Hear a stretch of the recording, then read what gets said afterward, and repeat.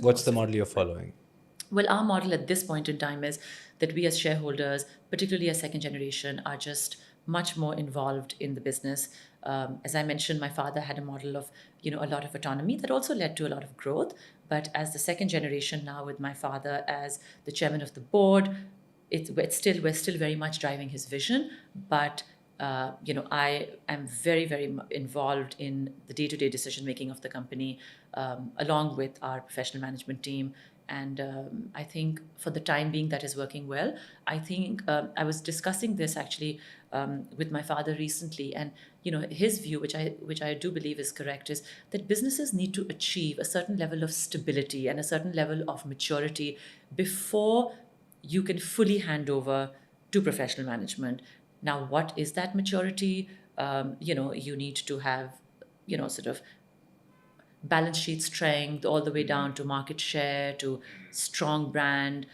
Once you have that and the ethos is very strongly embedded in the company and the cultural values are very clearly defined, I think at that time it is possible. But when things are a little bit in flux, there is a danger that handing over too much control to professional management can derail your vision. So at this time, we are very hands on. Have you seen, and so that means that the ownership interests remain within the family. Correct. Yes. Have you seen an example in Pakistan, or have you come across any that have demonstrated success in handing over a family business to professional management with an ownership interest?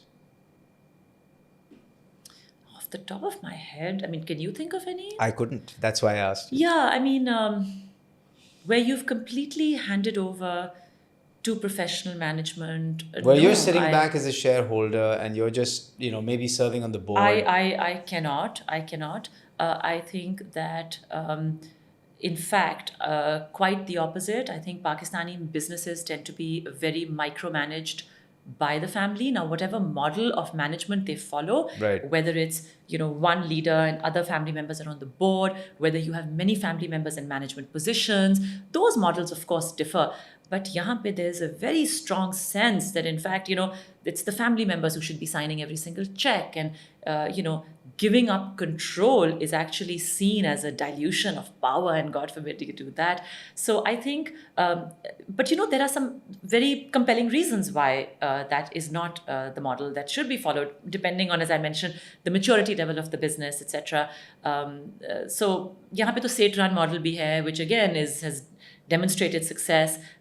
We are not a state-run business, but we're kind of a hybrid. We're trying to, we do have professional management, we rely on professional management, but owing to the lessons from the past, I wouldn't necessarily say mistakes of the past, because every company has its own journey, but you do incorporate certain lessons, and there is a difference between generation to generation. So at this time, our thinking is we do want to be more rather than less involved as owners.